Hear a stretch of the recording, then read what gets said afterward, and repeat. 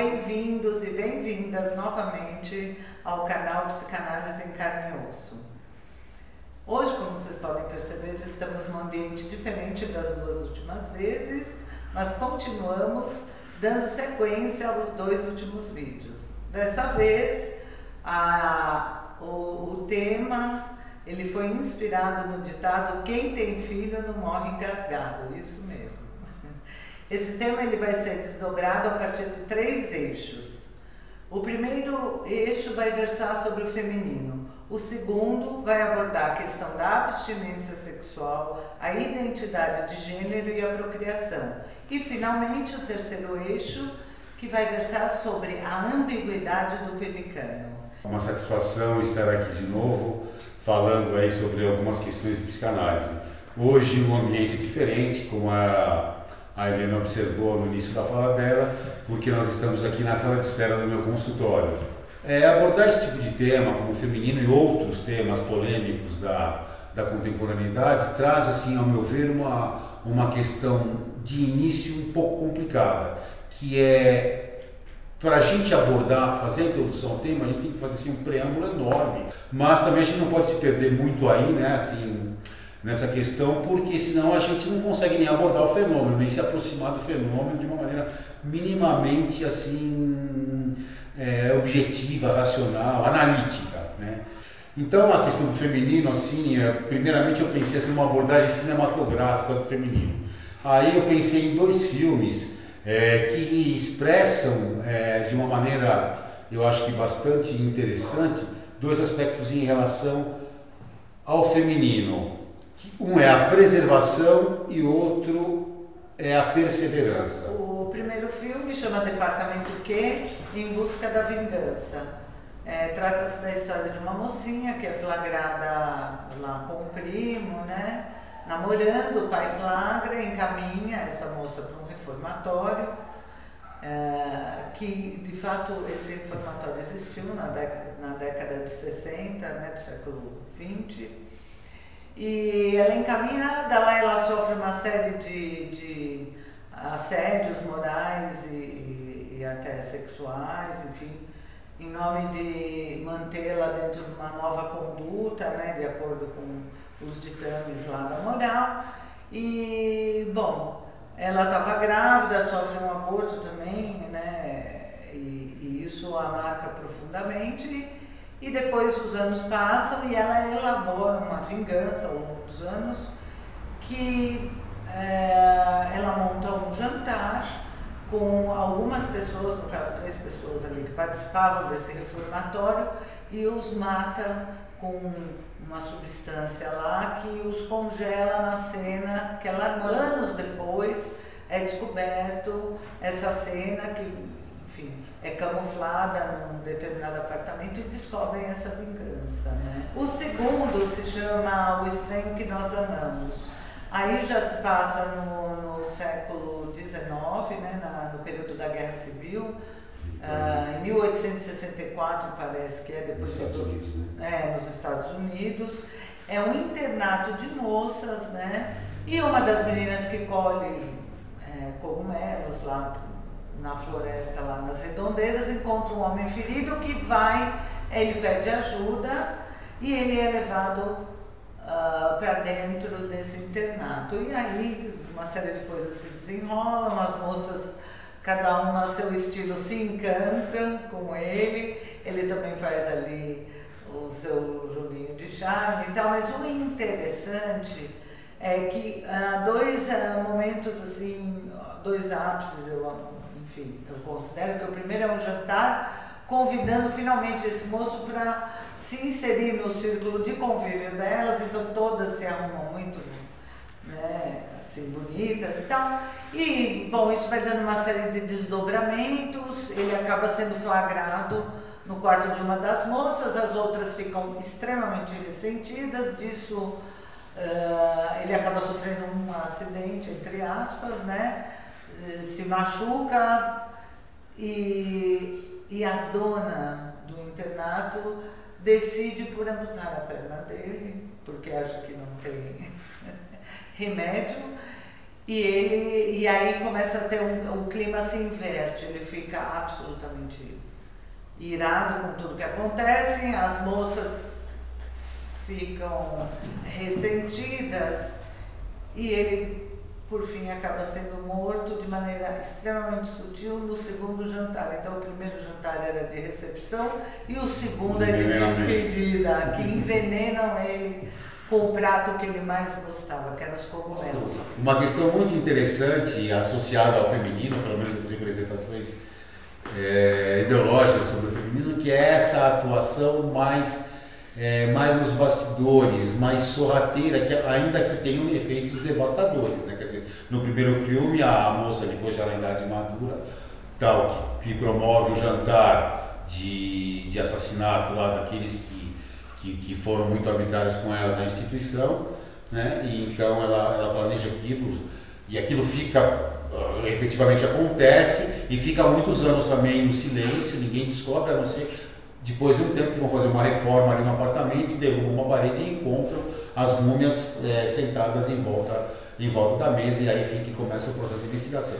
Então, esse aspecto também da coisa, da atuação silenciosa, ainda que muito marcante, silenciosa, assim, sorrateira nos bastidores, né? E o filme O Estranho que Nós Amamos também, né? Quer dizer, as mulheres ali todas num ambiente ali muito protegido, tal, recebem o soldado ferido, o tratam e tal, mas estão ao mesmo tempo, são capazes ao mesmo tempo de, primeiro, de amputar a perna, né, do soldado, em nome da saúde dele, que a perna poderia ser amputada, e depois, enfim, quando ele começa, enfim, a protestar, enfim, com tudo isso, né, enfim, com essa mutilação, elas por fim decidem, enfim, matá-lo de uma maneira também muito silenciosa, né? Então esses são dois aspectos que marcam muito a questão do feminino, essa atuação mais nos bastidores, né? Isso, se a gente pode pensar também essa articulação entre o privado e a procriação, porque tudo que diz respeito à procriação, à reprodução, está relacionado de alguma maneira ao privado, quer dizer, desde o ato que engendra um novo ser humano, né? O próprio desenvolvimento da gravidez, as transformações que a gravidez provoca, um tanto constrangedoras, que chegam ao ápice no momento do parto, né? E por fim, o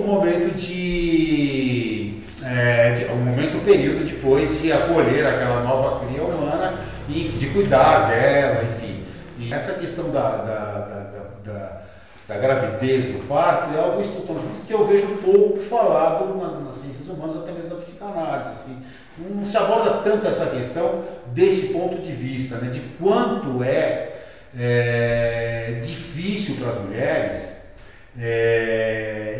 enfim, acolher tudo isso, essa transformação corporal, depois e viver por conta, enfim, da sua cria nos primeiros tempos de vida. O Freud abordou a questão do feminino a partir da questão do filho, né, de uma maneira assim que o filho seria como vamos dizer, uma coisa meio compensatória da inveja do pênis, da angústia de castração, né? Então a mulher se sentiria ali, vamos dizer, viveria ali um júbilo em compensação à decepção que ela teve com tanta diferença de sexo. Até 50 anos atrás, mais ou menos, um pouco mais do que isso, a gente ouvia falar que tal mulher teve 10, 12 filhos. Imagina o que significa isso, né?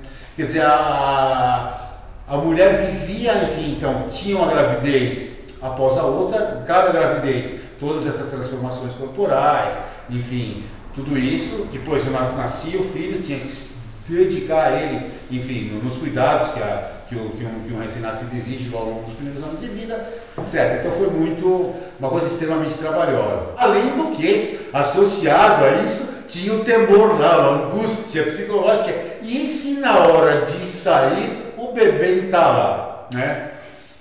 Então quer dizer, nossa, então além de todas essas transformações constrangedoras físicas, de ver o próprio corpo né? Além tinha, enfim, essa questão também, vamos dizer, mais psicológica, que é o medo, né? E se eu morrer quando chegar a hora, como se dizia antigamente, né? Uma boa hora, né? Desejando seus mulheres um bom momento de parto. Então a coisa é extremamente, enfim, complicada, e eu repito, vi dar pouca atenção a isso, né? E nos autores, assim, de psicanálise e outros também de outras ciências humanas, e acho interessante isso, né? Porque realmente é constituinte da questão do feminino, é você pensar na relação do feminino com a gravidez. Evidentemente que hoje é diferente, as mulheres pensam e repensam, enfim, a questão de ter filhos já não é uma coisa tão, vamos dizer, tão natural, né? E claro que foi se criando ideologicamente um engodo no sentido de amenizar isso, né? Tentando dar um caráter até místico para a maternidade. Ser mãe é padecer no paraíso. Ou os pais são capazes de coisas assim, de dar a vida pelos filhos. Claro, isso eu acho que é até legal a gente desenvolver esse aspecto, ou ter notícias sobre esses aspectos, assim, dessa capacidade de transcender do ser humano, quer dizer, de dar a vida pelo outro, ser filho, etc, etc. Mas é claro que a gente, como psicanalista, também não pode ser tão otimista assim, né? Ainda que acredite que o ser humano seja capaz, em alguns momentos, ter atos de transcendência, mas é claro que na questão das relações entre pais, mães, filhos e filhas, sempre fica uma lógica da compensação, né? Tem um filme que você havia comentado também, que fala justamente dessas transformações, do quanto a mulher se sai das transformações. Sim, que é um filme que se chama Ovo e a Gaivota, que justamente trata da história de uma moça que era uma atriz, não é isso mesmo? Isso, é. E que ela, no momento que o grupo dela vai ter uma turnê importante e tal, ela engravida. E ela é uma gravidez de risco e ela tem que abandonar o trabalho para ficar em repouso, né? E aí o filme se passa realmente mostrando assim um pouco dos pensamentos, daquele conflito para ela, quer dizer, uma visão completamente diferente da idealização associada à gravidez. Nada romântica, na verdade. Nada romântica. E aliás, tem uma cena do filme, uma fala dela no filme, que ela está fazendo alguma ponderação lá, de alguma coisa que ela ouviu falar, eu acho, que ela diz assim, eu ouvi dizer, ou me disseram que algumas vezes na gravidez algum dente amolece, porque é um tráfico de cálcio do corpo da mãe para o bebê. E ela fica assim, surpresa, perplexa com aquilo. Ela fala, poxa, né, é como se estivesse dentro de um alienígena que dá as ordens, é o que eu tenho que me submeter. Então, é uma visão totalmente diferente, né? Uma visão realística, talvez, do ponto de vista dessas transformações físicas aí que a maternidade provoca, sem esse embelezamento aí que a cultura, que a ideologia foi fazendo em relação a isso. Talvez o grande interesse, quer dizer, a grande novidade, não sei se é novidade, mas esse filme me chama a atenção, é de realmente abordar do ponto de vista bem íntimo disso que você estava tocando no assunto, das transformações corporais, etc. Quer dizer, da vivência dessa mulher em relação à gravidez. É um pouco duro, às vezes, de ver, parece muito frio, mas não deixa, quer dizer, é quase como se fosse a reflexão dela em voz alta, né? O filme traz essa reflexão. O bebê toma ali toda a cena, ainda que ele nem exista enquanto mas a ideia do bebê, ela toma a cena, enfim, de toda a vida ali da mulher naquele momento, se ela que hoje a gente vê que é bem diferente, quer dizer, hoje da década de ser, sei lá, de algumas décadas do século XX, finais do século XX, a coisa começou a se modificar e as mulheres começaram a ficar mais, enfim, mais soberanas em relação à decisão de ter ou não ter filhos, enfim, né? Ou no mínimo a questionar, enfim, poderem, né? E os anticoncepcionais e a própria secularização. Quer dizer, por outro lado, tem também que saídas antes, né? Porque hoje há mais saídas possíveis. Sim. Né? Então, a primeira ideia que eu quero deixar dessa conversa aqui é procriação, reprodução humana, ela presentifica, ela testemunha, ela é um testemunho da vulnerabilidade. O tema da sexualidade, ele nos últimos séculos, ou sei lá, de muitos anos para cá, vem sendo sempre abordado como em relação à repressão. Então, reprimir sexualmente as pessoas, se acredita que elas se tornem mais dóceis e sejam mais fáceis de se manipular. Então, os textos, as reflexões sobre a questão de repressão sexual, sexualidade, elas passaram um pouco por essa tonalidade aí. Eu gosto de pensar bastante na questão da antropologia cristã, né? Porque tem muitos elementos para a gente pensar o ser humano, quer dizer, as questões que a gente hoje se depara, os caras já se deparavam com isso no primeiro, segundo, terceiro século do cristianismo, assim, de uma maneira extremamente especulativa, engenhosa e criativa. O cristianismo ele trouxe uma novidade para as mulheres bastante interessante, que é a questão da virgindade, né? Quer dizer, a pessoa se manter casta, a mulher se manter casta, isso também vale para os homens, mas vamos centrar mais na mulher. A mulher se manter casta, né? Num ato assim, vamos dizer, de dedicação à igreja, a Cristo, alguma coisa assim. Quer dizer, isso remetia a um ato transcendente, e que diferentemente do judaísmo, que a virgindade era uma coisa assim absolutamente abominável, né? Quer dizer, morrer virgem era uma desgraça, porque realmente não teve a chance de ter sido gerado, como chamava o Messias, né? Então, enfim, no cristianismo isso é totalmente revertido, enfim, então se cria esse conceito, essa ideia de virgindade e tal.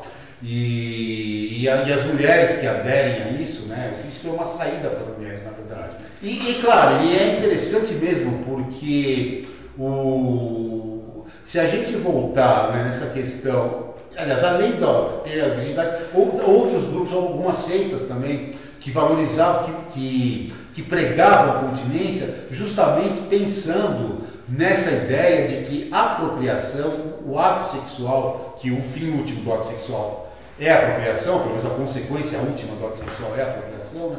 Então pensavam que se você se entregasse à prática sexual e a sua consequência, você estaria, na verdade, alimentando um ciclo de vulnerabilidade humana.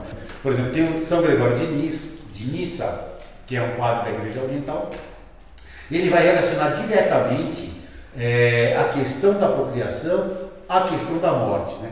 E vai dizer, e aí é bem legal, a gente vai lá para o Gênesis, né? O início, que é que o homem, quer dizer, o homem e a mulher, quando eles caem no pecado original, a consequência imediata é a morte, beleza, né? Mas a procriação, a reprodução seria como que assim um prêmio de consolação, na medida, ó, vocês perderam a eternidade, assim, contínua, mas vocês têm uma maneira de continuar via a reprodução, quer dizer, a morte vai entrando em cada ciclo de geração, mas vocês continuam via a produção. Então eu acho brilhante esse pensamento aqui, São Gregório de Nissa, porque aproxima realmente, formaliza essa aproximação entre a sexualidade e a procriação, que é, enfim, a sua consequência, vamos dizer, mais profunda, né? E a questão da morte. Nessa dimensão do castigo entram três aspectos, né? O aspecto da diferença sexual que aparece ali, né? Quer dizer, que a procriação implica em dois gêneros. Aí aquilo aparece ali nessa maneira bem clara, né? Eles se dão conta do constrangimento da diferença sexual, ou seja, da vulnerabilidade, né? Porque tudo isso está dizendo em relação à vulnerabilidade mesmo humana, né? Que se coloca a quebra dessa harmonia com a natureza, né? Que se coloca aí mediante essa ideia do castigo. E aí o castigo vai ser enunciado, né? Vai ser formulado por Deus em um componente em relação à mulher e um componente em relação ao homem. Em relação à mulher, qual é o enunciado do castigo? Você vai gerar filhos na dor. E o Adão, por sua vez, vai receber o mandato de você vai ter que sustentar sua família com o suor do seu rosto. Quer dizer, o trabalho vai ser uma coisa, enfim, você vai ter que se dedicar ao trabalho, o trabalho vai ser uma coisa penosa. E ainda para Eva, o Criador acrescenta, você vai se colocar subalterno ao desejo do homem. E aí a coisa complica para o lado da mulher, né? Porque dá totalmente o fundamento ideológico, quer dizer, encapsula a mulher no desejo, é como se assim, se a mulher fosse comandada pelo desejo. Além da vulnerabilidade, enfim, da morte, enfim, que se implica toda aí nessa cena do pecado original, né? Nesse mito do pecado original, ainda se sobrepõe à mulher a questão de uma vulnerabilidade em relação ao próprio desejo, né? Quer dizer, como se fosse para atingir o próprio desejo, a mulher faria qualquer coisa, então precisa ter alguém ali para refrear, né? Para refrear. Nesse sentido, a continência ali dá uma certa, vamos dizer, suaviza essa diferença de gêneros, né? Quer dizer, quando a mulher opta, por exemplo, pela questão da virgindade, né? Que você havia comentado. Quer dizer, porque ela... Sim, claro, porque aí ela, desse aspecto de que a continência, quer dizer, então pegando essa lógica do pecado original, quer dizer, você então entrar nesse ciclo reprodutivo, você estaria alimentando então vida, morte, vida, morte, vida, morte, vida, morte.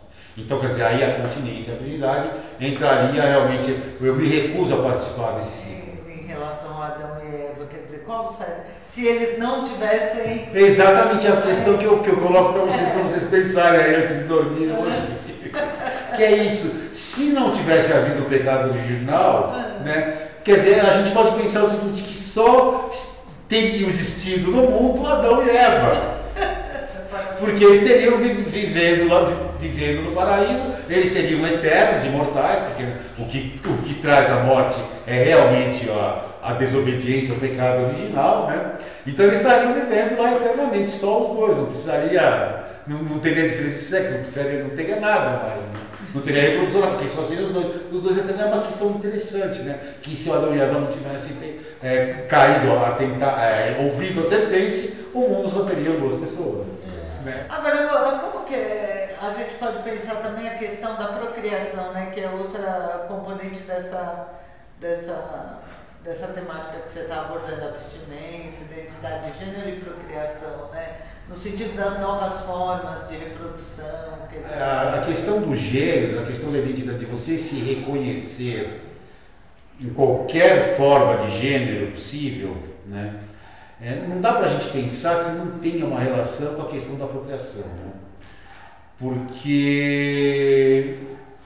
quer dizer, quando o sujeito adere, né, a um estilo, a um gênero, a uma modalidade de ser do mundo, né, não dá para a gente pensar que, mesmo que não seja claro para ele, que haja uma ponderação inconsciente, vamos dizer assim, que leve em conta a questão da procriação. Né? Bom, Mário, ainda dentro desse tema, né, da reprodução, a mídia, a gente tem visto assim, com relativa frequência o quanto as pessoas têm recorrido à questão de engendrar um filho, ainda que não, vamos dizer que a condição biológica não permita isso de modo natural, ou seja, duas pessoas da mesma condição biológica, dois homens ou duas mulheres, né? Hoje é possível, via técnicas de inseminação, mesmo que os corpos não participem daquela forma absolutamente natural, tradicional, mas que pode colocar material genético dos membros da parceria, dos futuros genitores, enfim, então tem várias técnicas. Talvez é possível que chegue um momento do avanço tecnológico que até, vamos dizer, um corpo originalmente masculino possa sofrer algum tipo de intervenção que ele possa gerar um filho. Gostaria de te perguntar em relação à adoção, né, que é uma outra modalidade dessa questão de filhos, né, como que a gente poderia pensar a questão das relações, né, como elas poderiam se estabelecer ou se estabelecem? De início, assim, a adoção, vamos dizer, é um fato em que há uma explícita desvinculação entre o ato sexual, né, e a chegada do filho ou da filha. Mas eu acho que assim, não dá para a gente pensar genericamente, assim, né, de um parecer sobre a adoção. Você pode pensar que o fato, por exemplo, de ser um filho adotivo e vamos dizer, não haver ali de imediato dado, vamos dizer, uma identificação narcísica ali, carnal, né, com o filho, que isso possa tornar um pouco mais trabalhoso ainda a construção desse reconhecimento desse filho, uma vez que não há realmente esse lastro biológico, né? Então, quer dizer, enfim, que desemboca no narcisismo, claro, que você ali vê naquele filho alguma coisa sua, né? As características físicas, às vezes que passaram via genética. Né? Então isso pode, por um lado, gerar um trabalho mais intenso, no sentido de você criar, e ter que criar e elaborar um suporte narcísico para sustentar, enfim, essa paternidade, essa maternidade desse produtivo. Ou podemos pensar justamente ao contrário, né? Pelo fato justamente de não haver esse lastro biológico, aí, né, esse reconhecido narcísico, que seja talvez mais fácil de elaborar as relações que se firem. Então acho que não dá para ter uma coisa assim fechada. De qualquer forma, sempre tem na noção marcada essa desvinculação entre o ato sexual, a prática sexual da parceria e a geração do filho. Então acho que, assim, a princípio não dá para a gente, né, cada caso é um caso, enfim, cada caso traz as suas questões específicas. De qualquer forma, né, juntando todas essas situações aí que a gente está abordando aqui, que fica mesmo muito claro, muito evidente que o ato de procriar, né, é um ato que envolve muito trabalho, do ponto de vista físico e do ponto de vista psicológico também, essas funções, a parentalidade humana, né? Então aí escolhi também para a gente fechar aqui a nossa reflexão, um símbolo também usado no cristianismo, né, que é o pelicano, né? O pelicano é uma coisa bem interessante porque a relação do pelicano com os seus filhotes, né, é muito interessante. E é uma ave que chamou a atenção de vários pensadores desde a antiguidade pagã, né, que é o Eliano, fala bastante do pelicano. Depois tem um outro tratado egípcio do século II e tal. Por exemplo, o pelicano guarda no bico a comida do dia anterior em épocas de escassez de alimentos, para depois dar essa comida acumulada no bico dele para os filhotes no dia seguinte, quando vai escassez de alimento, etc. E também muitas teorias, assim, o pelicano virou quase que uma ave mítica, né, no sentido de que quando, por exemplo, o pelicano, tem várias versões sobre a relação do pelicano com os filhos. Por exemplo, uma delas é que quando os filhos nascem, os filhotes nascem, e os próprios filhotes agridem os pais, assim, atacam a face dos pais, atacam os pais, né? E os pais, em reação a isso, acabam matando os filhotes, né? E aí choram por alguns dias esses filhotes mortos, né? E aí, na expiação disso, o pelicano se fere no flanco, né? E o sangue que verte daí respinga sobre os filhotes ressuscitam, né? Isso é uma coisa bastante interessante, nesse sentido até que o pelicano foi tomado como exemplo, né, como um símbolo cristão, justamente isso, né, em analogia ao sangue de Cristo que salva a humanidade, o sangue do pelicano que salva os filhotes. Mas de qualquer forma, então, aí o pelicano, com essa questão da comida, quer dizer, guarda a comida para os filhos e tal, retoma aí o começo, né, o pontapé inicial em que foi o ditado quem tem filho não morre engasgado, que faz a gente pensar, então, justamente nesse aspecto transcendental da paternidade, né? Quer dizer, o ditado fala dessa transcendência na cultura, quer dizer, então os pais têm que deixar os filhos se alimentar primeiro e só se alimentam depois de saciados os filhos, né? É uma coisa assim, eu acho que bonita, né? Que mostra realmente, como eu já disse em um momento do programa de hoje, esse aspecto da transcendência das relações humanas, isso torna a gente animado e tal, mas também faz a gente ficar pensar, isso vai ter a sua conta, vai ter a sua contrapartida, né? Então, quer dizer, comer pouco, né? Comer menos para os filhos se saciarem primeiro, implica na probabilidade de se engasgar menor, né? Porque se você come muito, a probabilidade de se engasgar é maior. Se você come pouco, a probabilidade de engasgar é menor, né? Então, também comer pouco, talvez seja uma sabedoria, comer pouco nesse sentido, deixar os filhos se saciar, né? E falar, eu me contento só com as sobras dos filhos e tal. Isso vai ter, talvez, vai ter uma coisa assim, bom, pelo menos eu não preciso pagar a conta, né? Ou a conta vai ser menor. A conta vai ser menor, né? Mas isso com certeza vai ter a sua contrapartida nessa demanda dos pais para os filhos, de alguma maneira que isso vai ter que ser ressarcido, que a linha, enfim, da compensação de uso que eu tenham assim sido uma maneira de conduzir aí a minha linha de pensamento em relação a isso.